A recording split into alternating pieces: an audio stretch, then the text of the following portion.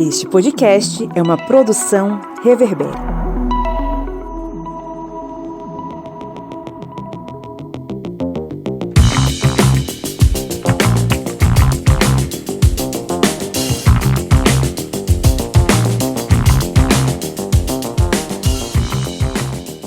Olá, ouvintes!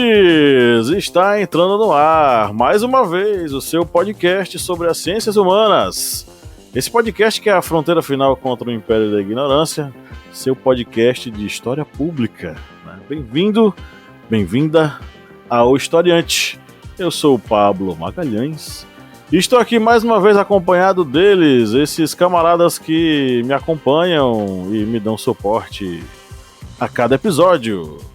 Lá diretamente das Minas Gerais, o homem que canibaliza as próprias unhas, o senhor Felipe Bonsanto. Bom dia, boa tarde, boa noite. Que bom falar aos ouvidinhos de vocês novamente. Estamos aí, ó. O seu amor é canibal. Comeu meu coração, agora eu sou feliz. Ainda em ritmo de carnaval, hein? Fantástico. Nem eu, que sou adepto do axé, lembrava dessa música. Mas beleza.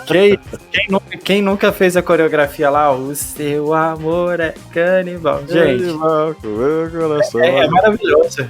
Um beijo, Ivete. Isso é tão anos 2000, cara. Bom, e temos também aqui ele, o homem que montou um soviete na beira do Rio São Francisco e desde então luta contra o capitalismo e suas garras devoradoras sobre a sociedade, o camarada Kleber Roberto. E aí, pessoal, beleza?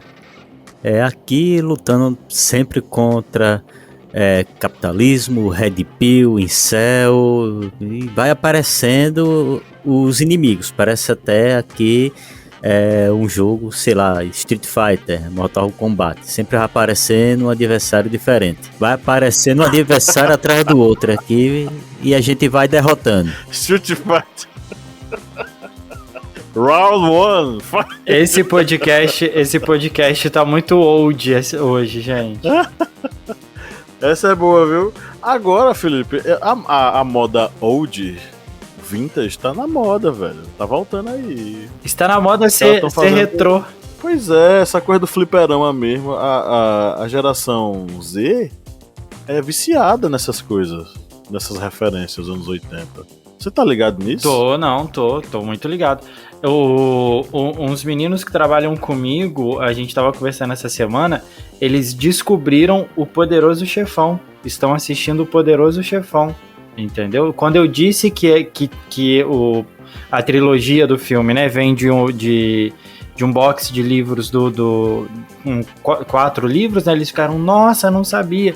Estão indo atrás. E a galerinha ali, ó, 20, 21 anos, uma galerinha nova. Pois é, cara. Dá um podcast isso aí, viu? Dá um podcast, ó. A gente tava discutindo aí pra ver mais um tema de episódio. Eu acho que caberia um episódio sobre o retrô, o novo retrô. Anotando aqui, boss. Anota aí, ó. Um tema bacana pra gente trabalhar. Bom, é isso. Estamos aí hoje reunidos mais uma vez, nós três, né? Para falarmos sobre, enfim, o evento que está acontecendo.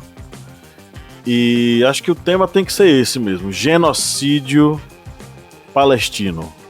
Como Israel está empreendendo uma das maiores chacinas de um povo da história mundial, né?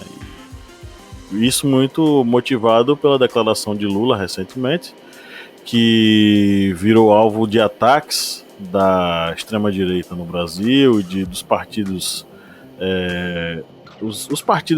esses partidos aventureiros que pegam carona em qualquer coisa, da direita, os conservadores, que agora querem cair em cima disso, querem impeachment dele. Sendo que a crítica à política expansionista, colonialista israelense, ela é bem mais antiga e inclusive envolve diversos judeus que eram contrários ao movimento sionista.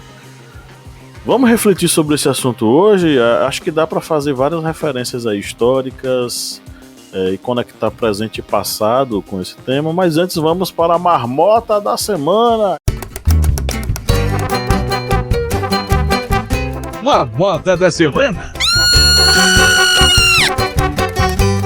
fazer esse trecho aqui tá cada vez mais complicado, porque vai chegando as notícias, é cada uma mais bizarra que a outra. Mas essa daqui vem direto do portal Uai. É lá das terras lá do Felipe, lá das Minas Gerais. É documentário da Filó com vítimas de Brumadinho choca. Entre aspas, não é possível. Um post do Twitter acabou chocando boa parte dos internautas que descobriram nesta segunda-feira, 19 de fevereiro, que a personagem Filó, interpretada pela atriz mineira Gorete Milagres, fez um documentário sobre a tragédia de Brumadinho. E aqui o rapaz que fez o pôster, comentou: uma vez meu pai brigou comigo por estar fazendo piada com coisa séria, quando eu disse que a atriz que faz a Filó fez um documentário entrevistando sobreviventes da tragédia de Mariana, encarnando a personagem Filó. E quando eu mostrei para ele que era verdade, ele ficou muito mais bravo, escreveu Gustavo. O post teve mais de 2 milhões de visualizações e nos comentários os internautas ficaram chocados ao descobrir um documentário tão inesperado. Não é possível, foi um dos comentários mais lidos. Publicada no dia 22 de janeiro de 2016, ou seja, uma obra que estava escondida do grande público, a obra intitulada Rio Doce, 60 dias depois, e mostra a personagem Filó visitando a cidade 2 meses depois da tragédia. É umas coisas assim que é só do Brasil mesmo. Bicho, quem pensou? Quem teve essa ideia? Felipe Monsanto. E depois, qual é o intuito Pior disso? que não. Qual é o intuito disso, bicho? E o pior de tudo, Uma personagem. eu assisti um trecho desse documentário, é pequenininho, acho que é 20 minutos só. E ela fica soltando aqueles negócios. Ai, coitado. E não sei o que. Meu Deus do céu, não tô acreditando que eu tô assistindo isso, não. É um humor tão idiota, tão desnecessário de fazer uma coisa dessa, que assim, a gente vê a qualidade do profissional, do ator numa coisa dessa, né? Então assim, é sem noção. Mas será que a ideia era homenagear? A ideia era fazer o quê? Será? A ideia era homenagear, a ideia era o quê? Não sei. Qual é o intuito da pessoa que faz isso? Faço a menor ideia. Rapaz, Causar. Às vezes quer causar, entendeu? Tá no. Mas em 2016. Em 2016, será que tava acontecendo alguma coisa? Tipo. Tragédia mesmo. Personagem. Enfim. A galera tem um péssimo gosto, viu? Nossa senhora. E em Minas aquela Gerais, vontade. Minas tem os problemas aí de vez em quando, aparecem umas coisas podres assim. Por exemplo, Pois é. Mas se a gente parar pra pensar, dar uma análise, né, assim, ela já não aparecia na mídia, na grande mídia há muito tempo, né? É a tentativa, através do ridículo, de aparecer na mídia. Tentativa frustrada de aparecer na mídia, né? Entendeu? Infelizmente. Às vezes a comediante tava tão apertada e aí chegou um maluco e disse: ei, pago tanto pra você fazer um vídeo assim, vamos lá? E ela topou. Eu não duvido que isso tenha acontecido. Sim. Não duvido. O que não apaga o absurdo que é, né? Esse tipo de coisa. Bom, beleza. Vamos agora para o nosso giro de notícias. Kleber Roberto. Vamos lá.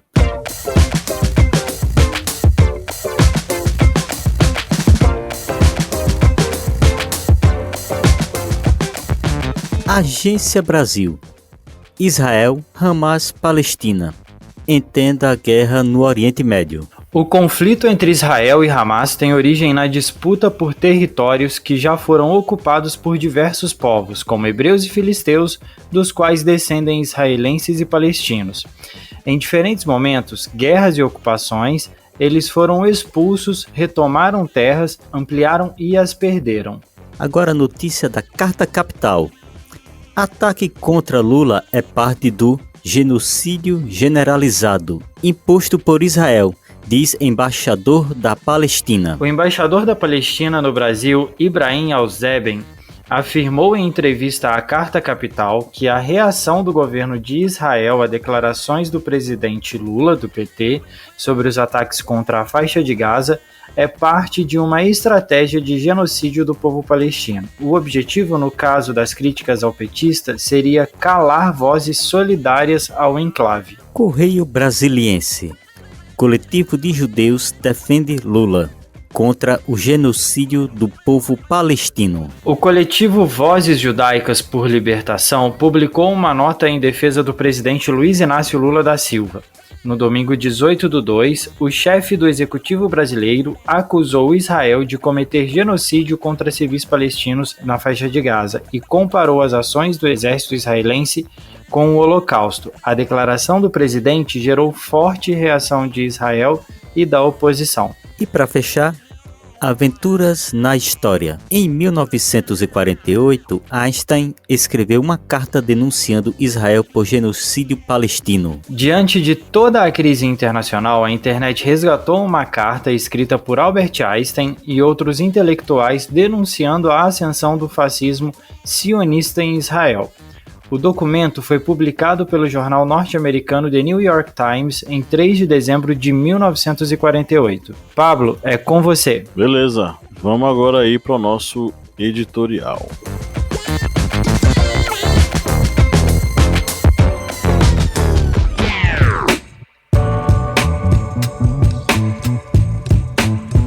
No domingo passado, dia 18, o presidente Lula atraiu a atenção global ao fazer uma comparação entre o atual conflito entre Israel e os palestinos com o Holocausto, período durante o qual a Alemanha nazista, liderada por Adolf Hitler, perpetrava o genocídio de aproximadamente 6 milhões de judeus. Lula declarou que não se trata de uma guerra convencional entre soldados, mas sim de um embate entre um exército altamente equipado e mulheres e crianças. Ele destacou que o que está acontecendo na faixa de Gaza com o povo palestino não encontra paralelo em nenhum outro momento da história, exceto, como observou, durante o período em que Hitler ordenou o extermínio dos judeus. Essa questão, ela não se inicia com Lula, não foi ele a primeira pessoa a criticar o que Israel faz com a Palestina. Isso é uma questão muito mais antiga. Isso tem a ver com um movimento chamado sionismo. O sionismo ele era um movimento onde parte da população judaica acreditava que a única forma de solucionar os problemas da população judaica no mundo era que os judeus se reorganizassem em torno de um estado onde eles fossem maioria. Esse movimento sionista, ele é considerado, por exemplo, por Bruno Huberman, como um movimento ultranacionalista. Esse nacionalismo, esse nacionalismo étnico, ele tem uma raiz que é a mesma raiz que um dia levou o movimento nazista a crescer tanto na Alemanha. E veja bem, não estou dizendo que os judeus são nazistas, nem estou dizendo que os nazistas eram aliados dos judeus. Mas a raiz do nacionalismo, ou do ultranacionalismo, é a base para movimentos que a gente pode considerar como fascistas. No século XIX, uma parcela significativa do povo judeu optou pelo sionismo como uma saída para o que consideravam o problema judaico. Esse problema era que eles eram uma nação, porém sem país. A resposta sionista foi um Estado judeu na Palestina, a pátria histórica dos judeus, segundo o livro sagrado, a Torá, que diz que aquela terra é Canaã, a terra prometida. Em 1948, impulsionado pela tentativa mais sinistra dos próprios nazistas de resolver o problema judaico, Israel foi fundado e o sionismo alcançou seu objetivo. No entanto, essa versão do sionismo focada na Palestina foi apenas um dos muitos projetos territorialistas judaicos. Na época, existiam 30 propostas de construção de um Estado de Israel em diversos outros países ao redor do mundo. Mas os sionistas queriam que isso fosse no território considerado como a Terra Santa. Enfim, o Estado de Israel ele vai ser criado e ele vai ser a base para uma política de genocídio. Israel está localizado no Oriente Médio, tem ali uma população aproximadamente em 9 milhões de habitantes, sendo que a capital do governo é Tel Aviv. Extraoficialmente, eles gostariam que a capital fosse Jerusalém, mas Jerusalém é território internacional. O Estado de Israel foi fundado em 1948, foi aprovado na Resolução 181 das Nações Unidas, e dividiu a Palestina, aquela região, em 2 estados. Um era para ser o Estado judeu e outro era para ser o Estado árabe. A questão é que, passados todos esses anos, apenas um Estado existe e ele está aumentando a cada dia, tomando espaço dos árabes e se tornando cada vez mais hegemônico no Oriente Médio. É o Estado de Israel. Ele se comporta de maneira imperialista e colonialista com os demais países da região, em especial com os palestinos na faixa de Gaza.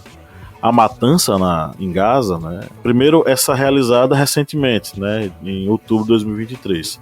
Ela foi um evento trágico e brutal que deixou milhares de mortos e feridos, a maioria deles civis. O problema é que esse conflito ele não é de agora, ele não é de 2023. Ele é muito mais antigo e envolve diversos outros eventos onde o poderio bélico israelense, impulsionado pelo investimento norte-americano, levou à morte, levou ao óbito de diversos palestinos do outro lado, que tinham unicamente uma pedra para lutar contra os tanques de guerra israelenses. Enfim, estamos aí diante de um dilema, que é um dilema que para mim é fácil de resolver, né? Nós estamos diante de um Estado extremamente autoritário e sanguinário e diante de uma população que está à sua mercê, empurrada cada vez mais para dentro da faixa de Gaza e empilhada realmente como se fossem pessoas em um campo de concentração. Gente, Lula exagerou em considerar o que está acontecendo lá um genocídio ou não? O que é que vocês acham? É a pergunta que eu deixo para vocês.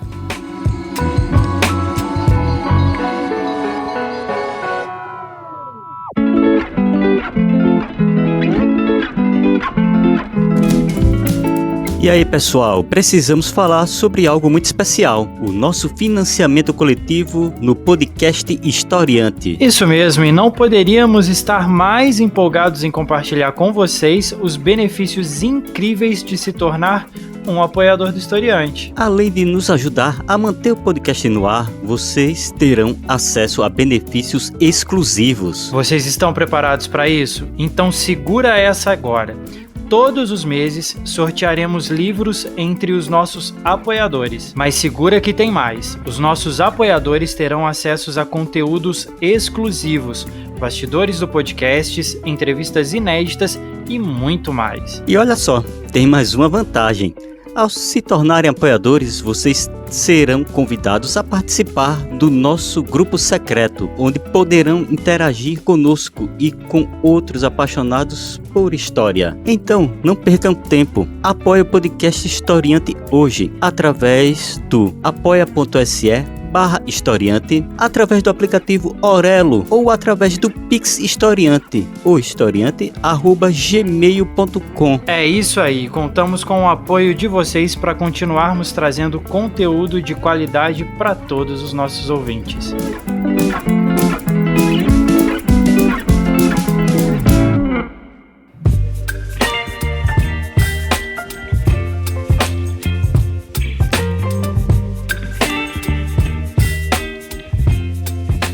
Eu acho, o Lula, ele pegou num ponto extremamente sensível do povo judeu, é um trazer de volta alguns traumas do povo judeu que são muito latentes, a história gira em torno muito disso, sempre tem aquela questão do vamos lembrar, né, existem os monumentos, igual o chanceler foi convidado a dar algumas declarações, o chanceler brasileiro foi convidado a dar algumas... Aliás, chanceler não, perdão, o diplomata brasileiro foi convidado a dar algumas declarações lá na região do Holocausto, tudo. Eu entendo um pouco da angústia do povo quando tocado nesse assunto. Mas eu concordo que o que está sendo feito realmente é um genocídio e realmente é algo de uma limpeza de raça na região. Tudo que está sendo feito e o movimento que o Netanyahu ele tem promovido, principalmente dentro para entrar na faixa de Gaza, tudo, né? Que ele tem esse movimento que ele tem feito, isso tem causado a perda de milhares de vidas. Ele tem destruído totalmente um estado, ele tem destruído totalmente uma população e uma nação que, assim, tinha o direito ao espaço dela, poderia ter o momento, o local de convivência, né? O Estado ele poderia estar ali. Embora não tenha sido ele, a gente sabe que ao longo da história o lado da Palestina ele foi sendo invadido, sendo tomado, e é onde aconteceu e culminou nesse momento que a gente está. Moral da história. Eu acho que Lula ele fez de uma forma com que assim alertasse, chamasse uma atenção para algo que realmente está acontecendo, realmente que assim é muito grave o que está acontecendo, e as pessoas não estão entendendo e não querem entender, né? Se fazem de tolas de não querer entender a proporção do que está acontecendo, né? Eu vi até no G1, no Globo News, eu vi na Globo News essa semana algo falando cerca de mais de 1.200 crianças mortas só nesse período de guerra. Crianças, né? Então, assim, é realmente um genocídio, é uma limpeza de raça que o Netanyahu está promovendo, e não acredito que o Lula tenha se exaltado, tenha sido extremo demais no que ele tenha falado. O que está ocorrendo na região da Palestina é um genocídio. Não é o Israel tentando apenas se defender da agressão que ocorreu anteriormente.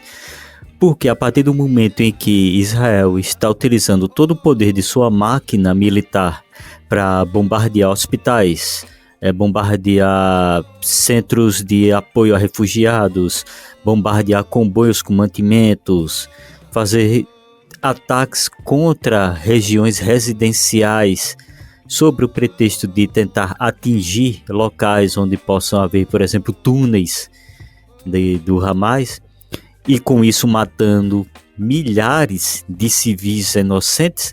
Isso é uma tentativa de uma limpeza étnica. E lembrando que essa questão de limpezas étnicas, de genocídios, não ocorreu somente contra os judeus durante o período da Segunda Guerra Mundial. Essa prática, uma prática hedionda da humanidade, ocorreu, infelizmente, em muitos outros momentos. Por exemplo, no início do século passado mesmo, ali antes da Segunda Guerra Mundial, ocorreu o genocídio armênio, onde os turcos otomanos tentaram exterminar grande parte da população armênia através de longas marchas da morte. Se a gente não pode nem esquecer do genocídio indígena no continente americano. Isso aí a gente não pode esquecer, porque se fala sempre em genocídios em regiões europeias, mas o genocídio aqui na região do continente americano, indo desde o Canadá até ali a Patagônia, a Argentina, causou a morte de dezenas de milhões de indígenas, a extinção de vários povos indígenas. Isso foi também um genocídio. E o que está ocorrendo também agora, neste momento, na região da Palestina, é também um genocídio. E essa fala de Lula que ele fez em Addis Abeba, falando sobre... Essa não foi, digamos, nenhuma comparação direta, foi só falando em momentos históricos. Aquilo ali foi algo bem pensado por ele, porque quer queira, quer não, Lula é um político, ele tem todo aquele, digamos, aquele traquejo de um político. E organizações, nações que já acusaram Israel de genocídio, tem dezenas de organizações já falaram que Israel está fazendo genocídio. Governos já disseram que Israel está fazendo genocídio. Governantes e ex-governantes de vários locais do mundo também já falaram.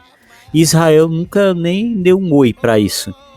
Aí o que é que Lula fez? Pegou exatamente na ferida deles, que é uma ferida trágica, logicamente. O Holocausto é um crime abominável contra a humanidade.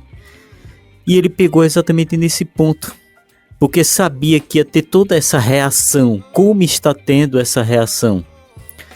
E tanto que já foi acompanhado por outras nações também exigindo um cessar-fogo imediato. Só que a gente não tem um cessar-fogo porque ali no Conselho de Segurança da ONU tem um país que está lucrando muito com a guerra no Oriente Médio. E essa nação, infelizmente, está lá no norte aqui do continente americano. Está lá com sua bandeira, com listras, com estrelas e com sua águia doida para colocar sua democracia em todas as nações do mundo. Só que é uma democracias aí na base da destruição e na venda de armas. Pois é, velho. O que mais deixou a galera atiçada foi a questão da comparação com o Holocausto, né? Aí vê só, eu já vi historiadores concordarem, discordarem. Recentemente Lilia Schwartz fez uma postagem lá no perfil dela dizendo que não podia se comparar ao Holocausto porque era algo totalmente sui generis e era um evento que, enfim, era um evento que não podia se mexer porque realmente é um evento muito traumático, né? Correto. Só que assim, a quem interessa acreditar que o Holocausto ele é um evento deslocado, ele é um evento único na história. Porque assim, ele não é. E ao falar isso, eu não estou desmerecendo o Holocausto, eu não estou dizendo que ele foi um evento normal. Ele continua sendo um dos eventos mais atrozes, mais nojentos da história mundial, principalmente porque os nazistas criaram um sistema fabril de morte. Eles transformaram a morte em algo industrial. Só que genocídios dessa magnitude, eles aconteceram sim, talvez mais cruéis em outros locais. Ou vocês pensam que o processo colonial das nações europeias na África foi algo tranquilo? Porque campos de concentração também existiram nas experiências coloniais europeias na África. Esses campos de concentração eles foram utilizados para extermínio dessas pessoas. Não só na África, na Ásia também. O que o governo britânico fez com a população indiana, conduzindo-os à morte nos campos de arroz, do arroz do qual eles não podiam se alimentar porque tinha que ser levado para exportação. O arroz indiano ele era levado para exportação e a população não podia se alimentar dela. É daí que deriva um dos eventos mais traumáticos da história da Índia, que foi a Grande Fome de Madras. A Grande Fome de Madras, você vai ver fotos da cidade de Madras, é uma coisa absurda. São cadáveres e mais cadáveres de pessoas espalhados pelo chão, extremamente magros, desnutridos, só o osso. Isso causado pela coroa britânica e sua política de exportação do arroz. Então assim, claro, não era um sistema fabril, não existia uma indústria da morte, não existiam campos de extermínio, mas existia o objetivo deliberado dos britânicos de matar os indianos. Esse era o objetivo. E aí, gente, lembrar mais uma vez, o processo de escravização, assassinato sistemático da população negra, africana, sequestrada para o Brasil, escravizada, torturada e morta em escala, enfim, a gente não tem nem como dimensionar quantas pessoas negras morreram no Brasil no processo de escravidão. É algo extremamente terrível e em números, em proporção, em números, muito superiores ao que aconteceu na Alemanha nazista. Então assim, o Holocausto ele não é desconectado. O Holocausto ele não é um ponto isolado da história, ele não está fora da história. Ele está dentro da história e dentro de um contexto em que pessoas apoiaram, bateram palma. Poxa, Hitler é fantástico. Realmente ninguém tinha pensado em botar judeu para trabalhar em campo de concentração. O que é que os norte-americanos fizeram? Vamos fazer o mesmo com os japoneses. E nós tivemos campos de concentração para nipônicos nos Estados Unidos. Então, a história está totalmente conectada. O Holocausto ele não está desconectado. Mas, claro, ele é um momento extremamente triste, extremamente relevante e doloroso para a população judaica. Claro, né? Mas o que porra é que explica o que está acontecendo na Palestina? O que é que explica aquilo que está sendo, a política de extermínio em massa que está sendo feita na Palestina contra o povo palestino, contra o povo árabe palestino. O que é que explica aquilo? Qual é o termo que explica aquilo? O que é que define o que Israel está fazendo? E assim, quando a gente fala de Israel, o Estado de Israel, nós não estamos falando dos judeus. Judeus é um povo que, espalhado pelo mundo inteiro, ele habita em diversos países, tem seus costumes, sofreu perseguições e merece respeito. Merece respeito como diversos outros povos que, considerados minoritários ou inferiores em determinada sociedade, em determinado momento histórico, foram perseguidos. Eles merecem todo respeito. Mas o Estado de Israel, enquanto entidade, ele não é o representante dos judeus na Terra. Até porque se botarem o Estado de Israel como representante dos judeus na Terra, isso seria um sacrilégio. Porque o representante dos judeus é Deus, é Yahvé, única e exclusivamente, se a gente for levar para o ponto da religião. Então assim, a gente vai ter aí um Estado de Israel que tem políticas fascistas. E isso nem é Lula quem diz, pô. Isso aí é uma coisa muito mais antiga. Foi Albert Einstein e Hannah Arendt. Hannah Arendt é ninguém mais, ninguém menos do que a grande socióloga que escreveu, reportou, né, na época, e escreveu o livro Eichmann em Jerusalém. E ela vai acompanhar todo esse processo de julgamento de Eichmann, um dos líderes, um dos altos funcionários nazistas.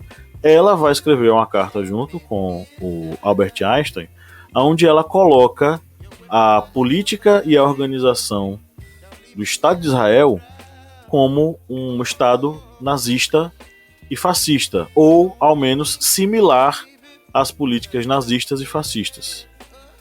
Esse texto está disponível na internet, todo mundo pode ler, ele foi publicado abertamente no The New York Times, e ele vai falar justamente sobre o partido Herut, que é o Partido da Liberdade. O Herut, ele vai ser sucedido por um partido chamado Likud. O Likud é, após uma fusão, o partido que é hoje do Benjamin Netanyahu. Esse partido, Likud, ele é herdeiro, né, de uma outra organização mais antiga chamada Irgun, que é uma organização terrorista de direita e fascista, criada na Palestina por judeus. Enfim, veja, existe uma raiz fascista no partido do Benjamin Netanyahu e ele em si ele é um político de extrema direita. Nós estamos tratando aqui, na ótica de Einstein, de um partido fascista no seio do Estado de Israel. E esse partido ele vai pregar o extermínio dos palestinos, dos árabes palestinos. Entendeu? Recentemente circulou na internet, nas redes, uma declaração de um alto funcionário do partido do Benjamin Netanyahu propondo o extermínio dos árabes palestinos. Então, assim, nós estamos diante, sim, de um partido fascista comandando o Estado de Israel. E isso baseado num sentimento ultranacionalista que é o danado do sionismo. Nem todo judeu é sionista. Como eu falei aqui no início, existiam vários outros planos de criação de um Estado de Israel em vários outros lugares no país. Tem uma matéria lá no Historiante, convido você a acessar nosso site, que fala que judeus planejavam, em 1938, criar um Estado judaico no Mato Grosso do Sul. O cara que teve a ideia era o Joseph Hefter, que era um líder político anti-sionista. Ou seja, ele era anti a ideia sionista, ultranacionalista, de retomar a terra, entre aspas, terra prometida dos judeus e construir um Estado aí autoritário, totalitário no Oriente Médio. Então, assim, existia uma corrente anti-sionista que tinha a ideia de construção da capital do Estado de Israel em diversos outros locais, de uma outra forma, mas prevaleceu o pensamento sionista. E o sionismo é esse nacionalismo judaico que foi construído, que foi organizado e que foi, formado, né, com uma ideia de superioridade racial sobre alguém que era considerado inferior, que merecia ser colonizado, que eram justamente os árabes palestinos. Então, existe esse sentimento ultranacionalista de superioridade sobre uma população que é considerada inferior, são os árabes palestinos, e esse sionismo ele vai trabalhar justamente com a ideia de vamos construir um Estado forte, um Estado judeu legítimo, e vamos submeter e subjugar esses caras que são os outros, que são os nossos inimigos, que são os palestinos, os árabes palestinos. Então, assim, do início ao fim, não tem como discordar do Lula na fala que ele teve. Estamos diante de algo similar ao Holocausto. E isso é uma coisa que muita gente antes já disse. O Estado de Israel é fascista. Albert Einstein disse isso. Hannah Arendt disse isso. Qual é a dificuldade dessas pessoas compreenderem isso? Né? Que interesses há, meus amigos, em negar isso? Qual é o interesse que há em negar o que está acontecendo lá em Israel? Eu acho que essa negação vem muito da questão da cultura que a gente tem, da cultura predominante que a gente tem hoje no mundo, né? Que é uma cultura norte-americana, que é uma cultura dominante, tudo, e a gente vê que existe um certo apoio ali dos Estados Unidos ao que está acontecendo. A gente vê que o Netanyahu ele também vem de um movimento de extrema direita, de uma cultura dominante, de que quer fazer uma limpa e de que os inferiores, entre muitas aspas, né, as minorias, entre muitas aspas, se curvem diante deles e de toda a população mundial. Então, eu acho que vem muito dessa questão da cultura que se tem ali, desse movimento que existe de domínio, né, norte-americano, europeu, para poder conquistar mais território e colocar sempre na caixinha. E é interessante a gente até parar para pensar que sempre se coloca muito na caixinha que os muçulmanos eles são inimigos, que a cultura deles é diferente da nossa, então eles são errados. Então eu acho que não tem tanta... Sempre tem aquela questão eles são diferentes, eles precisam ser exterminados e é isso que eles estão fazendo. Então eu acho que tem muito dessa questão dessa cultura, desse movimento de exterminar, né? De exterminar essa população, essa cultura, para que seja dominado toda a cultura ocidental. Falando exatamente dessa questão da presença norte-americana, dos Estados Unidos no caso, infelizmente a gente é muito moldado, portanto a questão midiática, ela acaba sendo bem, digamos, eles dão privilégio muito ao que os Estados Unidos pode fazer, ao que Israel, no caso, os sionistas, eles podem fazer nesse conflito, o que eles, digamos, sofreram, e esquecem todo, digamos, o contexto, eles esquecem os povos muçulmanos, e a gente acaba muito se guiando por isso. Infelizmente, a gente não, no caso, a sociedade em si acaba se guiando muito por o que a grande mídia acaba dizendo. Porque se vocês pegassem a última semana mesmo, os noticiários, foi algo assim absurdo. Era um noticiário de 1 hora, era meia hora falando sobre a fala de Lula. E o Brasil pegando fogo, né, com vários problemas aí. Mas acaba se guiando exatamente nisso. E isso faz com que haja também essa questão desse, digamos, apagamento do sofrimento palestino.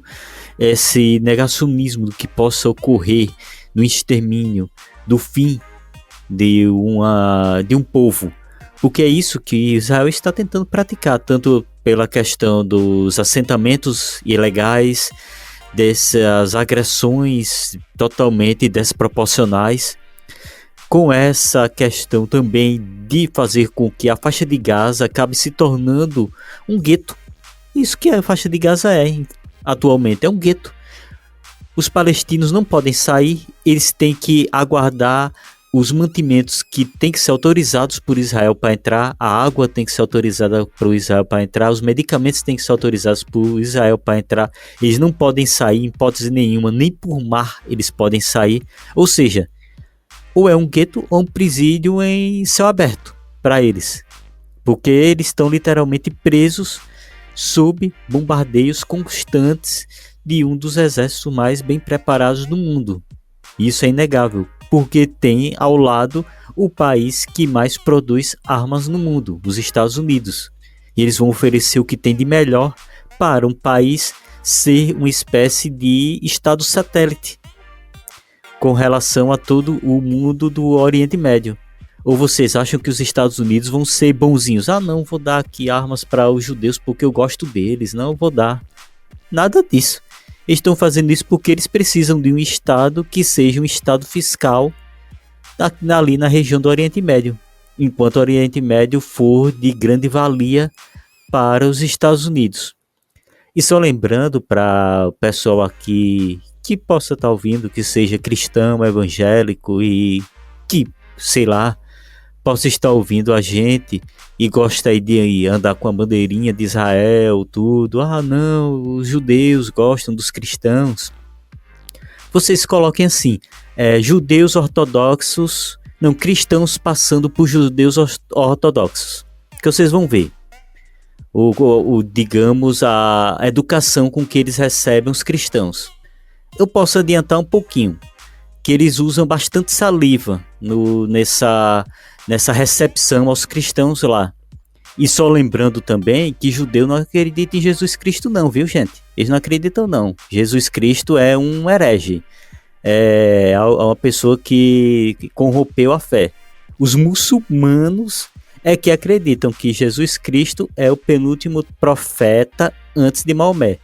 Ou seja, numa aproximação religiosa, os muçulmanos são muito mais próximos dos cristãos do que os judeus. Pois é. O que explica tanto o evangélico defendendo com bandeira do Estado de Israel, hein? Já viram isso, né? Tem mais, né? Tem muito. Os evangélicos com a bandeira Tem muito. de Israel. Eu acho que eles têm usado um pouco essa bandeira por conta até da fala do Netanyahu, né? Do conservadorismo que o Netanyahu ele tem pregado nos últimos tempos e do alinhamento que ele tem com alguns políticos conservadores, né? E assim, é um sentimento de unidade que foi construído que não existe. Muito construído por essas igrejas neopentecostais, né? Que fazem essas excursões para Jerusalém e tal. E tentam encontrar um fio que una judeus e protestantes brasileiros, esse fio invisível, fio de Ariadne. Esse fio invisível que não existe, né? Eles usam o argumento de que no arrebatamento, na vinda de Jesus, durante ali, digamos, vamos dizer, o processo do Apocalipse, que não vai ter mais, né, porque Ivete deu uma macetada no Apocalipse, no Apocalipse, Eu ia segurar a piada, cara, o Kleber foi lá e fez, velho. Mas aí, Jesus ele vai vir para os gentios. E aí eles têm essa conotação de que os gentios seriam os judeus que estão habitando a Terra Santa. Só que aí, gente, é o seguinte, ali Israel, aquele Israel que vocês veem ali no mapa, não foi um Deus que desceu em seu trono dourado, não foi um papiro enviado por Deus que disse: os judeus vão ficar aqui nessa terra, aqui no Oriente Médio. Não, gente. Esse Estado de Israel foi os britânicos, o primeiro-ministro britânico que foi lá quando estava fazendo a divisão entre britânicos e franceses do Oriente Médio, ali passando tudo ali na régua. Eles pegaram e disseram: o Estado de Israel aqui, que a gente prometeu para os sionistas que se eles ajudassem a gente na Primeira Guerra Mundial, a gente ia dar terras para ele aqui. E aí, vamos fazer como? Aí o primeiro-ministro, Lloyd George, pegou um mapa, pegou um livro religioso, cristão, e disse: pronto, eles ficam aqui. Passou literalmente lápis e régua e riscou. Pronto, essa terra aqui vai ser deles. Foi assim que se criou o Estado de Israel, as delimitações territoriais que existem hoje. É tanto que se olhar o mapa do Oriente Médio, é tudo linhas retas, né? Fronteira do Iraque, fronteira do Irã, fronteira da Jordânia, de Omã, Iêmen, Arábia Saudita, tudo linhas retas. É porque literalmente os britânicos e franceses chegaram e foram dividindo. Ó, isso aqui é meu, isso aqui é protetorado seu, esse é protetorado meu. E essa régua aqui puxa mais para cá, que essa terra aqui é minha. E fizeram isso. E Israel, o Estado de Israel, estava nesse, digamos, bolo, nesse bojo aí de criação. Não foi um desígnio divino que criou o Estado de Israel moderno. O Israel bíblico acabou, gente. Não existe mais esse Israel bíblico, esse Israel que vocês estão pensando aí, que esse território... Esqueçam. Esqueçam. Não tem. E ele nunca existiu, na verdade, né? Se for olhar bem a questão bíblica, ele nunca existiu. É o pessoal... Quando chegaram lá já tinha gente habitando, eram os filisteus. Isso. Exatamente. Não existia esse território de dizer, não, isso aqui é o território sagrado porque foi denominado por Deus. Não, gente, foi por políticos que denominaram o Estado de Israel. Foi questão política. Os apoiadores do Historiante tem que ter essa vantagem, viu? Porque tem um podcast secreto lá, mais de 20 minutos explicando tudo isso aí direitinho. Mr. Bottini na área. Tem que fazer o marketing. Quem é apoiador do Historiante já ouviu esse podcast. Que se você não for apoiador, se você quer saber mais conteúdos que sempre estão sendo postados lá, vá lá, seja apoiador da gente no apoia.se/historiante. Olha só, Mr. Bottini ataca novamente.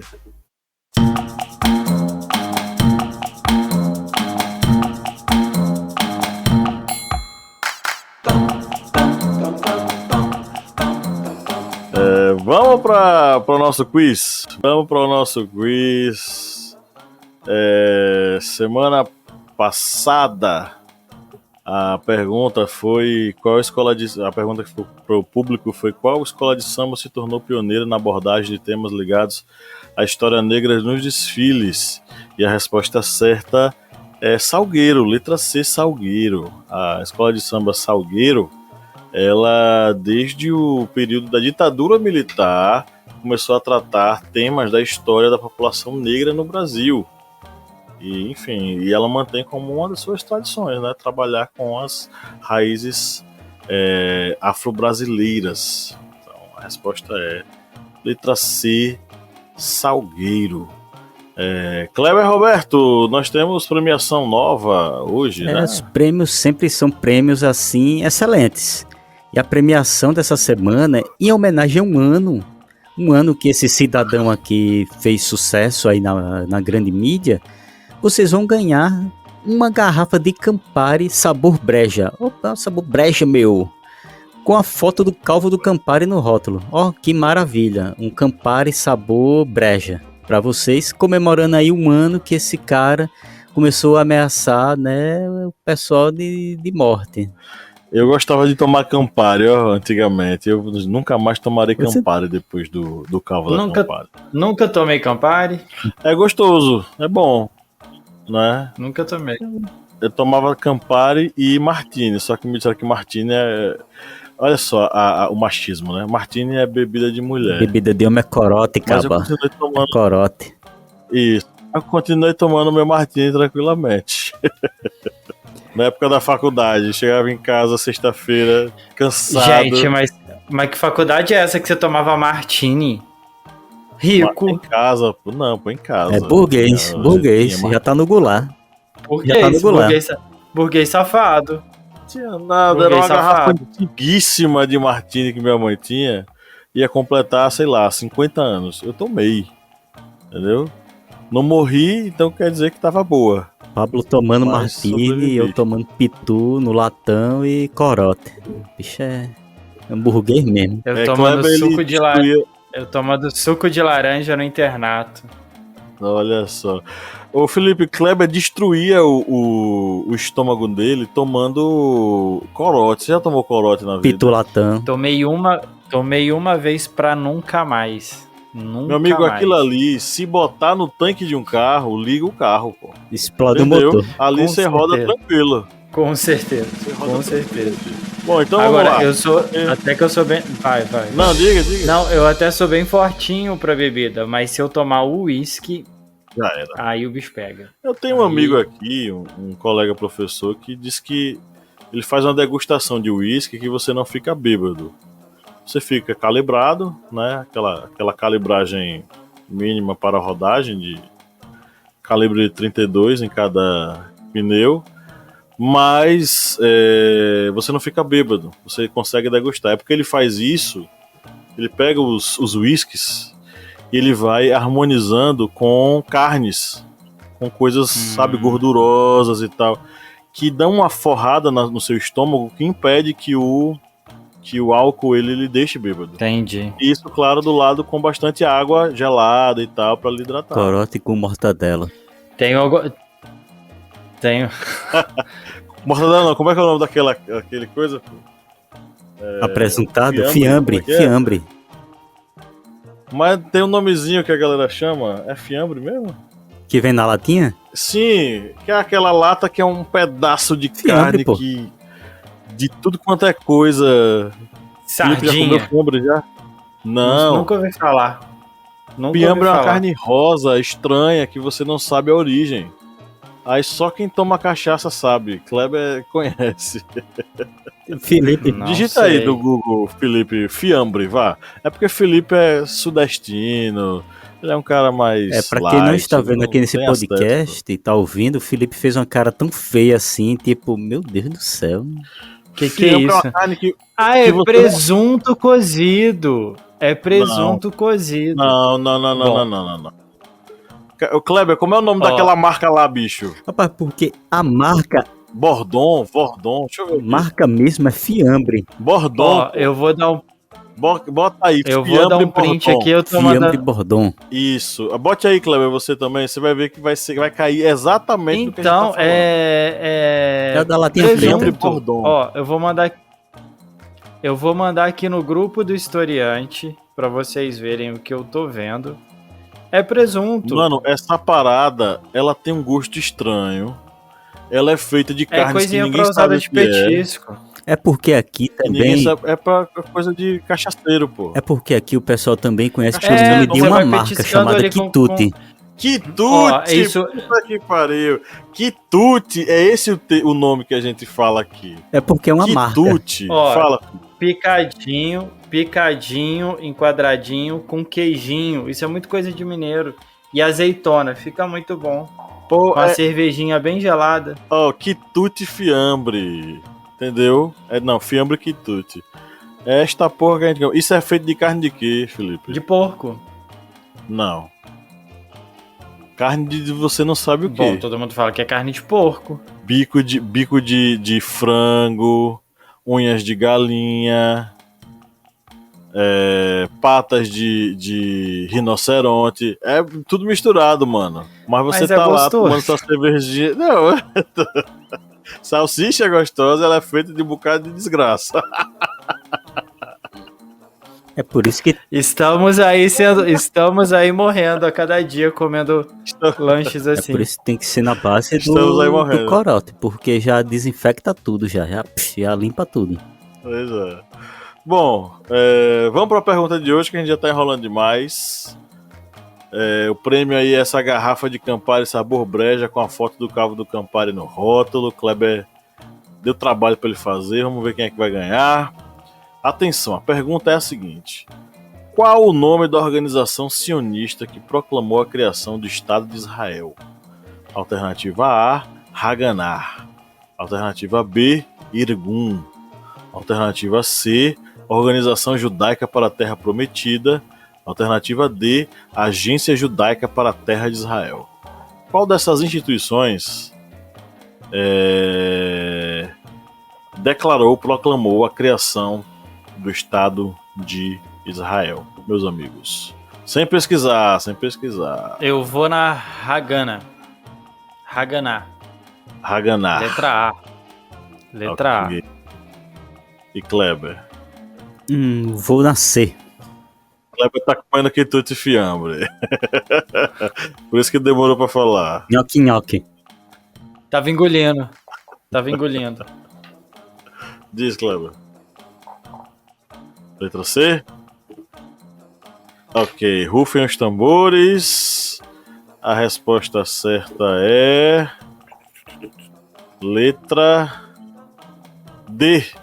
Gente. Agência Judaica para a Terra de Israel. Ela fazia parte também da Organização Sionista Mundial. O presidente dela, Davi Ben-Gurion, em 14 de maio de 1948, proclamou oficialmente o nascimento do Estado de Israel. E começa aí todo o problema no Oriente Médio relacionado aí a essa relação bastante complicada entre árabes e israelenses, muito mais pela política colonialista, imperialista israelense. Bom, para o público agora, Kleber Roberto, vai ficar o quê? Pronto, vamos lá. A pergunta para o público. Qual o nome do primeiro presidente de Israel? A alternativa A, Davi Ben-Gurion. O B, Chaim Weizmann. Isso mesmo, Weizmann. Letra C, Moshe Sharet. E letra D, Golda Meir. Beleza. Está lançada a pergunta. Para ganhar essa garrafa de Campari sabor breja, meu. É breja, meu. Não vou tomar, vou tomar meu Campari, meu. E para tomar comendo quitute fiambre. Nossa, que delícia. Eu comi esse com cuscuz, cara. Mas presunto assim, você coloca no queijo, coloca queijo e faz um omelete, fica bom. Não, cara. Fica, mas o presunto normal, né? Não fiambre. O fiambre eu nunca comi. Fiambre é uma parada, mano. É tipo você viver perigosamente, você não sabe o que é que você tá ingerindo, cara. Se é carne de jacaré, se é carne de guaxinim, sabe? Então, é isso, fiambre é isso. Quitute fiambre, meu Deus, voltei no tempo agora, pra minha adolescência, saindo da escola, lá em Belém de São Francisco, meus colegas estavam lá na frente, tocando violão, comendo quitute fiambre e tomando tubaína, ou cajuína, como você queira chamar. Nossa senhora, que memória, hein? Que memória. Bom, responda essa questão, essa enquete aí, respondendo na caixinha de comentários do episódio. A gente vai no final, no próximo episódio, dizer a resposta correta.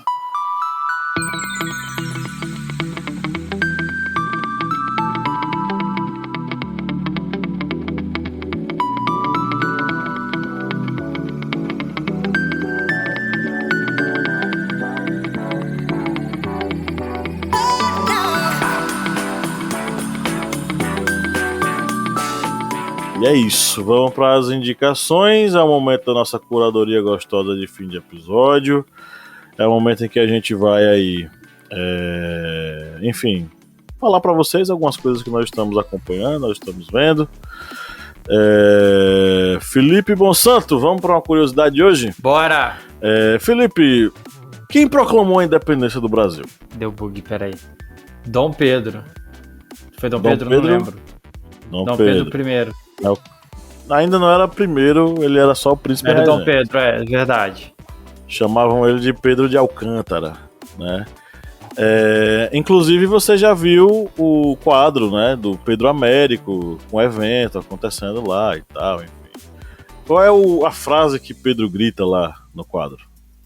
No quadro não, que a história diz, né? No dia, independência ou morte? Independência ou morte, beleza. Você sabia que não foi nada daquilo, né? O que é que você sabe, Felipe? O que é que você sabe até agora? Eu sei que ele recebeu um recado e ele estava voltando, eu acho que para São Paulo, e ele estava na margem do rio, e aí ele falou que, olha, não quero mais, é isso daí, então a gente vai enfrentar a coroa portuguesa e a gente vai lutar pela independência do Brasil, mas eu não sei se ele falou independência ou morte. Você está parcialmente correto. Pedro estava indo para Santos montado em uma mula, porque viagens longas você não faz a cavalo. Mula eu lembro. Cavalo é para você fazer em curtas distâncias, porque cavalo é rápido, ele não é resistente. Viagens longas você faz em mula. Mula é lenta, mas é resistente e vai a lugares os mais distantes possíveis. E Pedro tinha comido alguma coisa que tinha dado uma desarranjada no intestino dele. Pedro estava com diarreia. Ele estava na beira do rio, não era porque ele achava bonito, não, é porque ele estava precisando, como dizem aqui na região, arriar um barro. Ele estava ali no momento de arriar o barro quando essa carta chegou. Quem declarou a independência... Fale. Não, é por isso que o Brasil tá do jeito que tá até hoje. Quem declara que o Brasil está independente não é Pedro. É a mulher dele. É a imperatriz, não era imperatriz na época, né? Era só princesa. Era a... Eita, meu Deus do céu. Eu sei, mas eu não vou jogar porque eu não lembro. Tá me vindo o nome de Domitila. Domitila era amante de Pedro. Era Leopoldina, meu Deus do céu. Princesa Leopoldina, juntamente com José Bonifácio, mandam uma resposta para Portugal. As cortes de Lisboa queriam que Pedro retornasse imediatamente a Portugal. Eles respondem dizendo que o Brasil, a partir daquele momento, se tornava uma nação independente. E eles mandaram um ofício para Pedro só para ele ratificar. Não era nem para ele dizer se sim ou se não. Era só para assinar embaixo e pronto. E foi o que ele fez. Ele recebeu e simplesmente disse, bom, então o Brasil, a partir de agora, está independente. Ele não deu grito, ele não deu ordem, ele não disse que ia lutar, ele não falou nada. Ele só disse, tá bom, então é isso. Toma aqui minha assinatura e vamos nessa. Muito higiênico, né? Fazendo o negocinho dele ali atrás da mão. No papel da carta. Desgraçado. Gente, isso explica muita coisa. Bom, essa curiosidade, muita gente já sabia, essa coisa do Pedro estar com diarreia e ele não ter feito a independência. Agora, o que vem depois da independência são as várias lutas pela independência que realmente tiveram aqui no Brasil. A independência foi conquistada em grande parte pelo povo pobre, que era soldado e que foi para fronte de batalha lutar contra os portugueses. Bom, isto posto, vamos aí para as nossas indicações essas que são um oferecimento às pessoas, aos corajosos que mantêm esse podcast no ar, que são os nossos queridos e queridas apoiadores e apoiadoras, Kleber Roberto. Isso mesmo. Essa parte de oferecimento é um oferecimento que nós fazemos para os apoiadores do Historiante.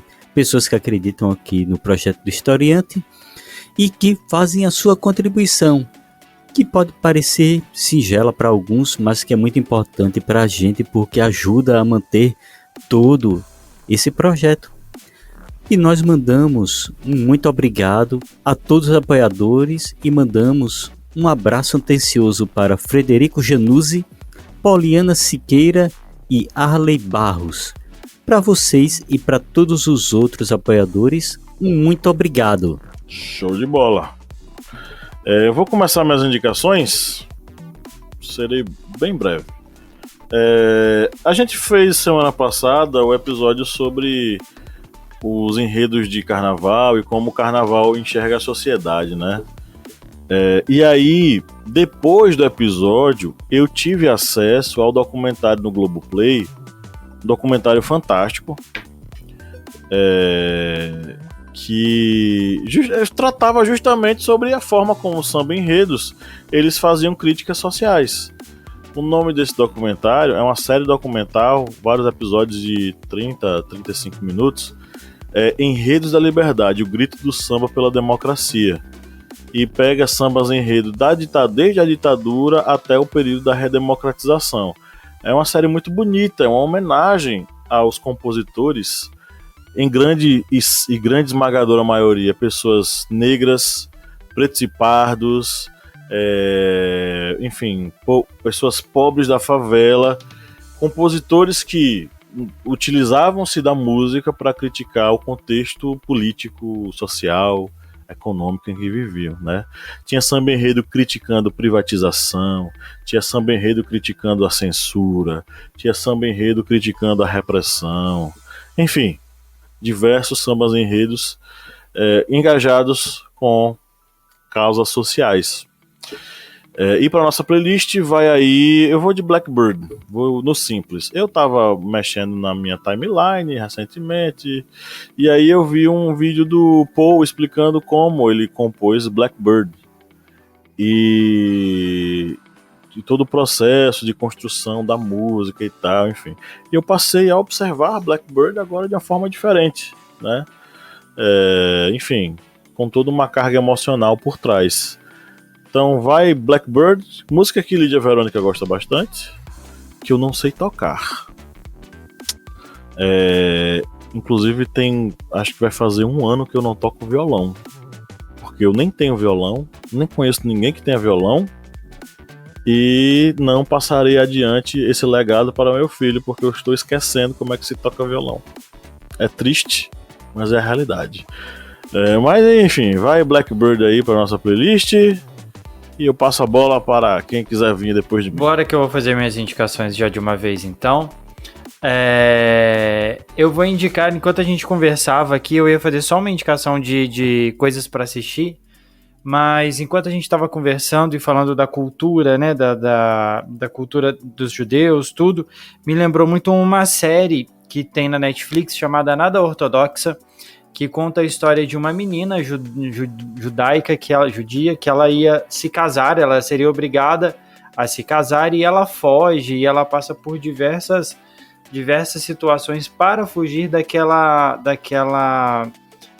população extremamente conservadora, né? Ela já estava predestinada a um rapaz, tudo, enfim, casamento marcado, tudo com aquela tradição, e fala um pouco da opressão que existe aos corpos femininos nessa série. É uma série curtinha, tem 5, 6 episódios, é bem interessante, tá na Netflix para poder assistir. A atriz é maravilhosa, manda muito bem. E outra coisa para assistir, foi tarde, mas eu assisti Big Little Liars, que tem na 2ª temporada Meryl Streep vindo aí para brilhantar o elenco. O elenco é maravilhoso, com a Nicole Kidman, vários atores, várias atrizes e atores muito bons. E eu fiquei pensando muito em como o branco americano, ele passa pelo crime de uma maneira muito sutil, do pacto da branquitude que existe, né? Até um pouquinho antes da gravação a gente estava falando sobre o pacto machista que existe, mas também existe um pacto de branquitude muito forte, né? De proteção ali da galera. E conta muito sobre isso dentro da série. Um grupo de mulheres ricas, tem uma mulher preta, mas assim, fica um pouco meio deslocada, tudo, e conta essa história da questão da branquitude, que eu acho muito interessante. Eu peguei muito por essa linha. Tem várias outras linhas que a gente pode pensar dentro da série, mas isso me chamou bastante a atenção. E para ouvir, ontem o meu querido amigo Danilo Terra, nosso ouvinte aqui, nosso apoiador, ele me mandou um presente assim, do nada, no meio da tarde. Ele pegou e falou assim: nossa, olha o que saiu aqui, que é um vídeo de apresentação de um álbum do Luiz Melodia, o Pérola Negra, né, que tem a música, tudo, e aí ele conta um pouquinho da história. Nesse vídeo conta um pouquinho da história do porquê do Pérola Negra, que o Luiz Melodia... Você sabe isso, Pablo? É uma curiosidade aí também, ó. Você sabe da história de como surgiu o Pérola Negra? Do Luiz Melodia? Não? Luiz Melodia, ele se apaixonou por uma travesti na juventude. E ele não podia se relacionar com ela, e ele escreveu Pérola Negra pensando nessa travesti. Entendeu? Não conhecia essa história, Conheci ontem, graças ao Danilo, e desde ontem eu tô ouvindo bastante esse EP que saiu, intitulado Pérolas Negras, com releituras de músicas do Luiz Melodia, e quem canta Pérola Negra nesse álbum é o Criolo, que tá sensacional, a voz dele tá... Criolo é Criolo, né, assim, ele é perfeito, tá muito lindo. E uma outra música que me pegou bastante pela voz dela, que eu sou completamente apaixonado, é uma música chamada Vale Quanto Pesa, que quem canta é a Lineker. Então, assim, as minhas 2 indicações para ouvir esse final de semana é Pérola Negra na voz do Criolo e Vale Quanto Pesa na voz da Lineker, ambas músicas de Luiz Melodia. Bem, vou para as minhas indicações. Vou indicar o podcast do Correspondente de Guerras, que é falando sobre o Holocausto, que é um podcast que tem muitos players, o pessoal acho que gostou bastante, e foi um trabalho bem complexo para conseguir fazer todo, digamos, esse período que fala do Holocausto, tanto o período antes da Alemanha nazista, com a aplicação das primeiras leis antissemitas, até a ascensão do nazismo, e também de toda a perseguição que foi ocorrendo contra os judeus, contra minorias, pessoas com deficiência, que todas essas pessoas infelizmente também fizeram parte do massacre e desse crime que foi perpetrado pelos nazistas. Esse podcast, o Holocausto, está lá no Correspondente de Guerras. E como leitura, eu vou indicar um livro, no caso, um RPG que vai ser lançado agora, nos finais de fevereiro agora de 2024, que é O Último Ancestral, que é exatamente baseado no livro O Último Ancestral de Ale Santos. E esse RPG vai ser lançado pela Craftando Games e vai estar saindo agora. Dia 29 de fevereiro vai ser o seu lançamento.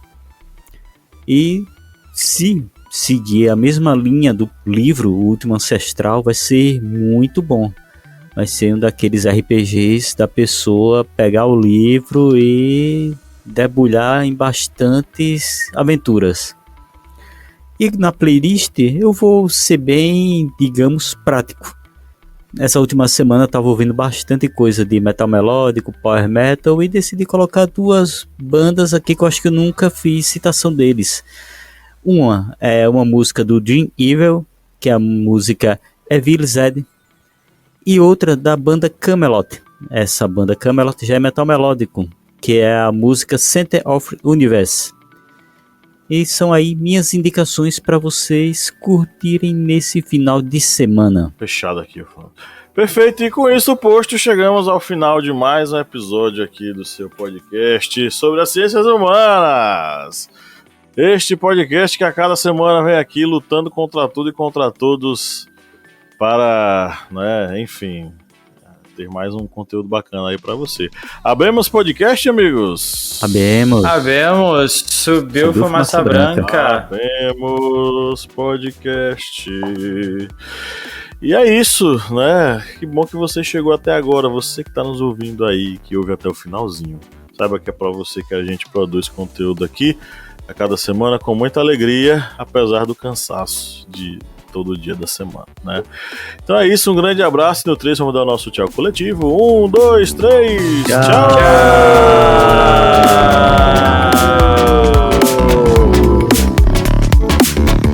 Tchau sem corote, sem fiambre. Hoje não pode beber. Fiambre com